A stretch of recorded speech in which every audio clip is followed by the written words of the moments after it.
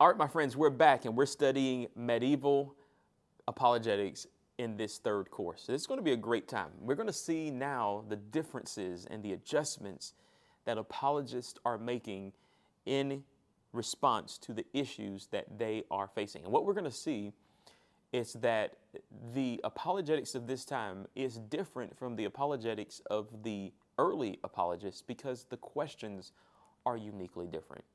They're not asking the same questions that they used to ask. Even though there are similarities, there are unique differences, and therefore there must be unique responses. So we're going to jump in and we're going to talk about a few apologists that maybe you've heard of before and maybe you haven't. But I'm sure by the end of this, it will be, hopefully, you will be intrigued enough to go back and do some research to learn a little bit more about each one of these different apologists, and more importantly, about the time that they're living in. All right. Now, let's talk about the medieval times. All right. What we discover during the medieval times is the influence of Aristotle on the time. You know, Aristotle was an incredible thinker. His breadth of philosophy, if you ever read his works, it's all over. I mean, it's everywhere. He's thinking about everything. He's systematizing everything. He's taking some of the things that he learned from Plato. He's evolving the thinking. He's developing it further. And the concepts of Socrates, by the time he gets to Aristotle, is uniquely different. He, in his own right, is a thinker and a philosopher. And that's saying just a tad bit of how that really unfolded. But the reality is his influence impacted even the medieval apologists. And while we may have seen the influence of Plato on the earliest apologists, we see the influence of Aristotle on the medieval apologists. So here's what medieval apologetics does. It synchronizes Christian doctrine, Greek philosophy, and Aristotelian logic to address opposing views of Christianity. And the way that this would typically work is you would have three unique characteristics of medieval apologetics. You would first raise a question, then you would present the opposer's view or the opposing view, and then you would provide the correct answer. Now, I think when I listen to William Lane Craig, he does this often, right? Even if he does this, the opposer might raise a question. He would then articulate and present the opposing view, and then he would provide the correct answer. I personally am a huge fan of this approach. I like, in my own way, doing this somehow. Even when we think through the Bible studies that we have, you may notice that I am going to put a question out there, and then I'm going to tell you what the opposer might think of that question. And then I'm going to come back around and try to tell you what Christians should think about the topic. I love this approach. I think it gives us all a well-rounded perspective. Now, to be fair, it is a long way around the block. All right. I know, and I've been accused of that several times. My wife is always on me about that, but I think it's an effective way of doing apologetics. Now, medieval apologetics would differ from early apologetics because it is addressing skeptics not outside the church, but rather it's addressing skeptics within the church. So if you wanted to draw a distinct line, you have people within Christianity now questioning and thinking differently about things that are already determined to be orthodox. And so now Christians have to oppose other Christians in an attempt to maintain orthodoxy. And perhaps the reason medieval apologetics works best for me in this world is because we kind of find ourselves doing that same thing in the 21st century. When we live in a world that it is becoming pluralistic, but the immediate issue is that we are denominational. And every denomination, while claiming Christianity, does not resemble orthodoxy. So what we have to do is we have to find a way to oppose what may be considered Christian, orthodox, biblical, and we have to ring it out, run it through the ringer to discover whether or not it's actually Christian, orthodox, or biblical. So in order to do that, you got to raise questions, you got to present the opposing view, and then you got to provide the right biblical answer. And so maybe that's why this works. Now, there was one individual, a number of them, but the first that we're going to consider today is John of Damascus. He was a Byzantine theologian, apologist, and hymnographer. He often would oppose, and this is going to be consistent in the medieval times, he would oppose those individuals who claimed to be monotheist, but were under the conviction of Islamic beliefs. Islam by this time was taking the world by storm, or at least in that direction. It was becoming quite influential, and in many places it was very influential. And the reason this was the case is because unlike the early apologists, in the medieval time you had more adherence to monotheism, but not the kind of monotheism that comes from Judaism, and not the kind of monotheism that comes from Christianity. You have the sort of monotheism that is now coming from Islam. And this extra biblical, experiential, fideistic, if you will, approach to monotheism was causing Christians to scratch their heads and wonder what's actually going on. Because this idea of monotheism removed Christ from being God. It removed his divine attributes, his divine authority, his divine existence and essence. So all of the different things that we wrestled with in the, in the second century about God's existence and all those different things, well, it's coming to new lights now, and we have to really think differently about how we shape our arguments. So John of Damascus was the first theologian to really take this job on, that is addressing the Islamic community. And he would basically call it the heresy of the Ishmaelites. I mean, he was pretty direct.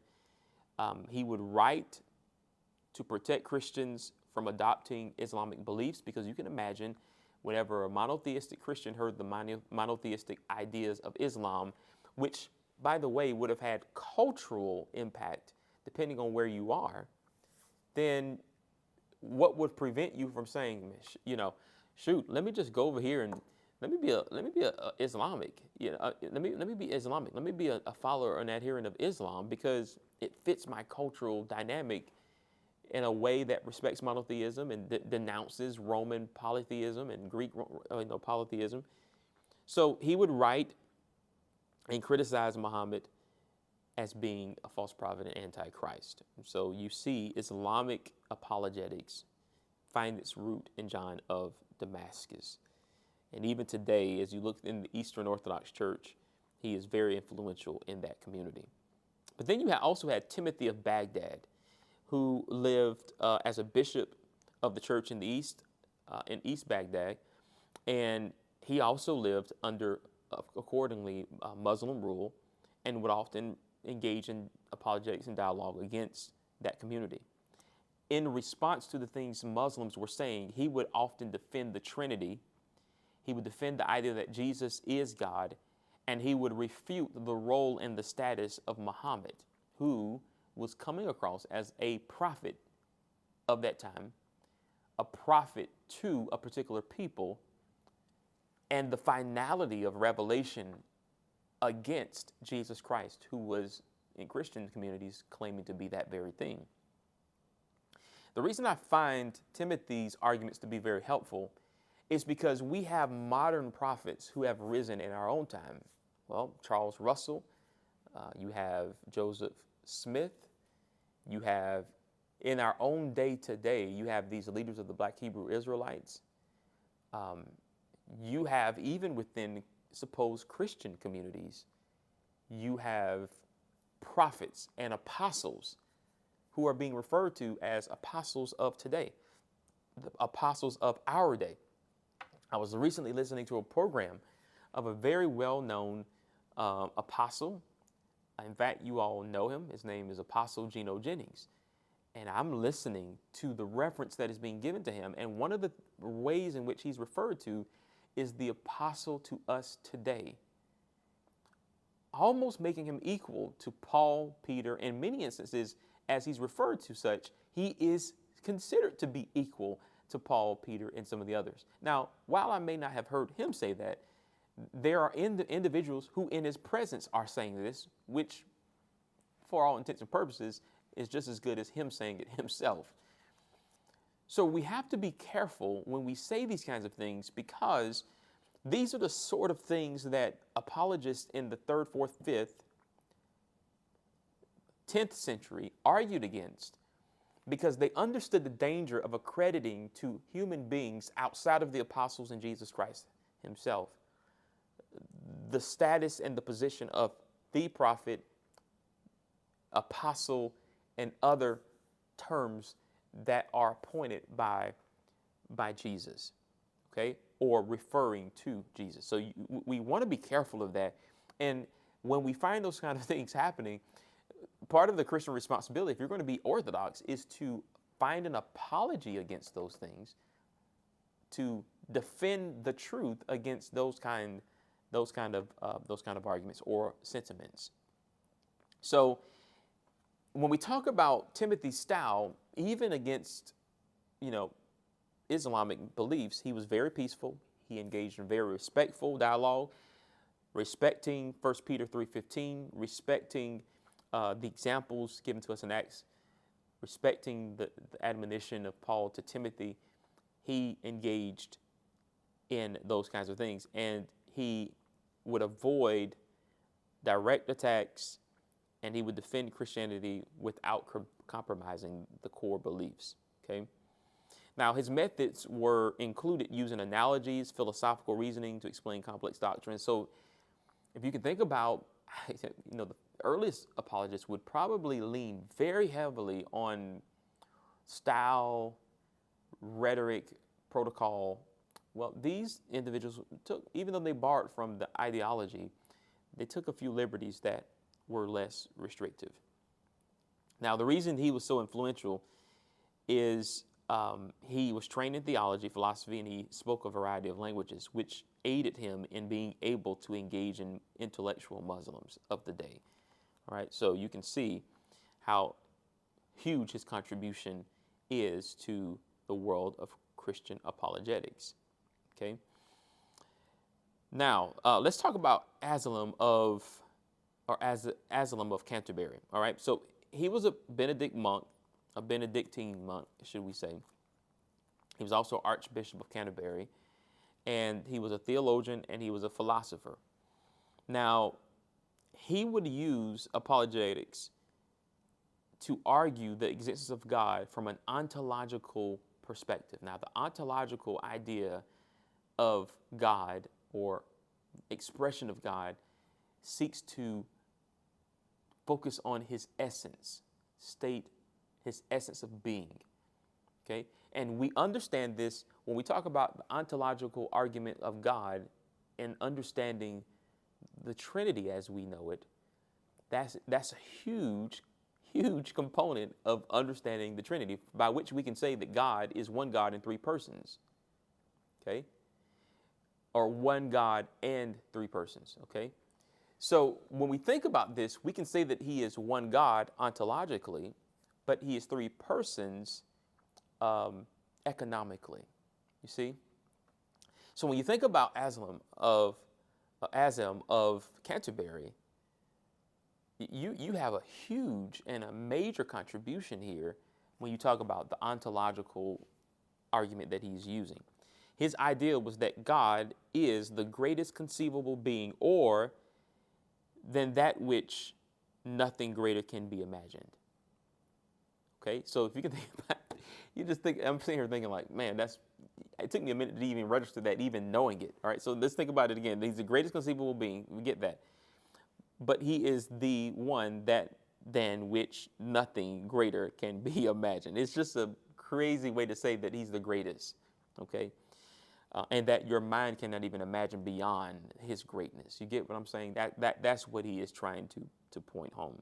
So what he says then, if God exists only in the mind, then a greater being could be conceived, one that exists in reality too. So you can see that he is saying that this ontological God must be one that can be,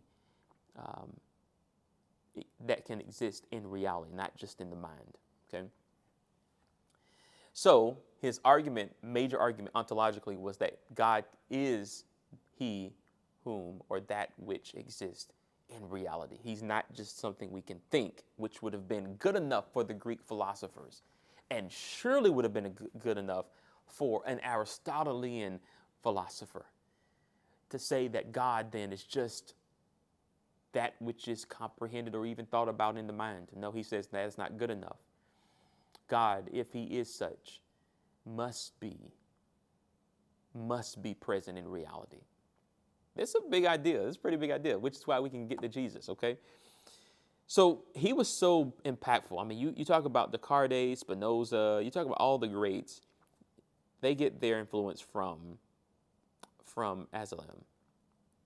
But Thomas Aquinas, who we're going to talk about next, thought that his arguments were insufficient. And a lot of people think the ontological arguments are not good enough.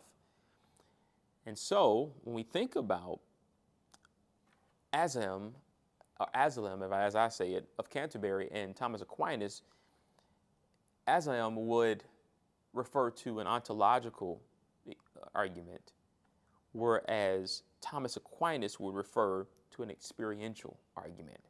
And Thomas Aquinas, man, he was tough too. He was incredibly impactful.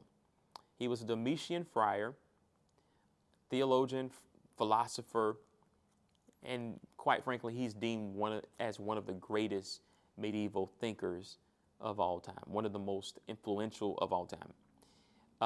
He had an incredible body of writings, a body of works that were written to equip missionaries and help individuals engage Muslims, who was, of course, present in his day. Now, if anyone used Aristotelian philosophy and synchronized it with Christian theology, it was Thomas Aquinas. And so he would be a pioneer in doing that, and many people did it too, but he was probably the best at it. Now, as we said earlier, he really saw the value of experience, and he would often argue that there is harmony between faith and reason. While individuals would say that faith and reason could not coexist, Thomas Aquinas would say, no, actually it does, and here's why. And that's why, if you read his writings, that's really why his writings are so large. It's because he's trying to bring the two worlds together. And he's going to great lengths trying to do that because he's answering all these different arguments against that idea, because these are really, in this world, two different worlds. You have faith, you have reason. Remember, we talked about the four approaches, and one of them was that you have evidential and fideistic approaches. Two different worlds. Thomas Aquinas is saying, no, bring them together. One example of this is that God's existence can be known by both reason and revelation. So you think about doctrines like the Trinity, which cannot be proven simply by reason, but can be defended against heretical distortions. He's bringing both of those worlds together. So you see there's huge differences between Aslan and Aquinas. Let's talk about that. When you think about the arguments, ontological is Aslan, that is, that God is the greatest, and then therefore God must be within reality. But when we talk about Thomas Aquinas, he would say it what is called the 5 ways, the 5 proofs, which are both cosmological and teleological. Okay, so let's talk about it. He would argue these 5 points. First, that God is the first mover, that whatever is in motion must have a mover to set it in motion. Okay, now, Aslan wouldn't go into this kind of rhetoric. He would just simply say that God is the greatest, right? And we argue from the essence of God. But Thomas Aquinas was different. This is where we get this idea, and you hear it a lot, even today, which is an Aristotelian way of arguing. In fact, it is completely from Aristotle, if you go back and read Aristotle.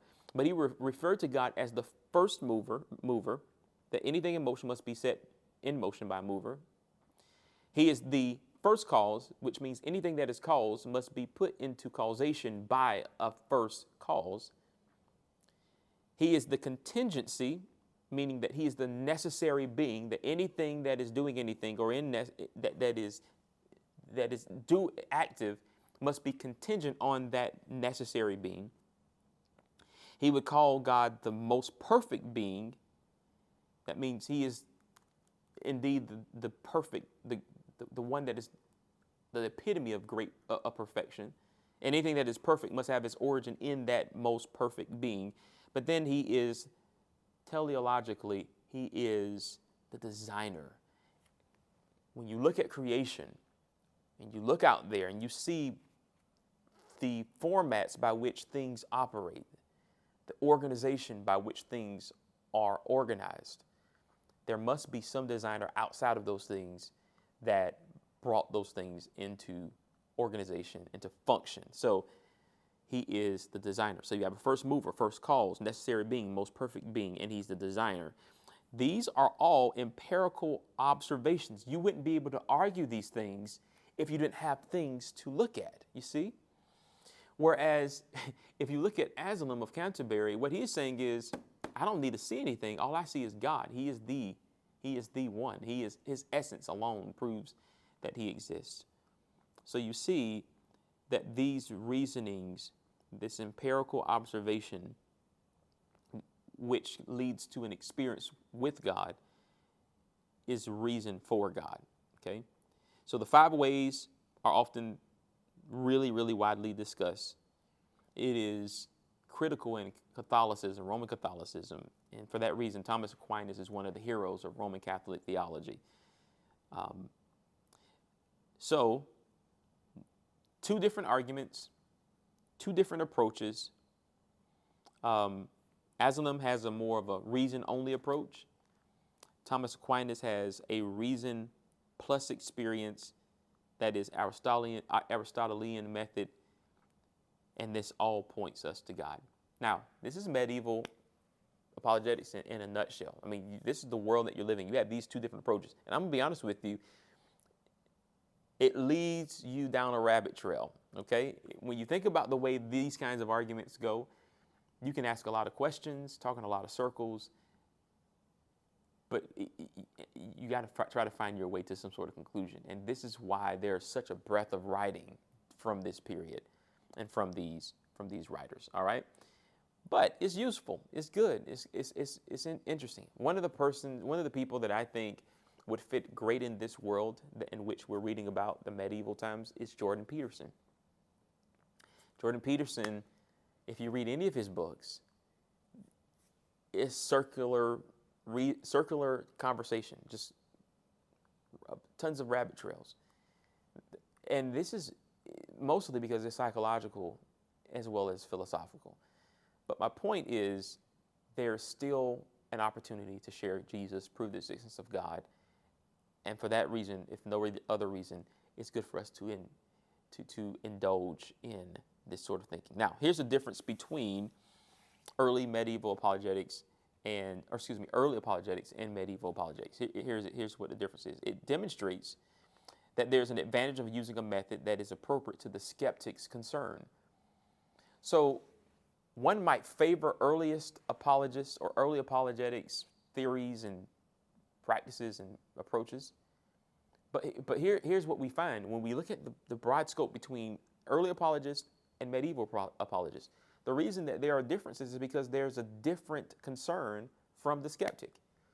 And so what we don't want to do is we don't want to take our preferred method and shove it down, the throat, if you will, for lack of better words, of the concerned individual and say you just take it or leave it. No, what we have to do is we have to cater our apology to the one we're trying to convince. And sometimes you will find good use of the early apologetic methods. Sometimes you will find better use of the medieval apologetic method. Whatever the approach, it should always be useful to the person that you are addressing. So, what are we getting into next? Well, we're going to look in the next 3 courses over the apologetics and the Enlightenment, which is often referred to as the Reformed era, Reformed apologetics. We're going to look at the 20th and 21st century, some of the more recent concerns of skeptics, agnostics, and opposers. And then we're going to start digging deeply and more closely to apologetic approaches and methodologies that we can use in our own day. But we have a lot more to go, guys, and we're just getting started. So buckle up. I'll see you in the next course.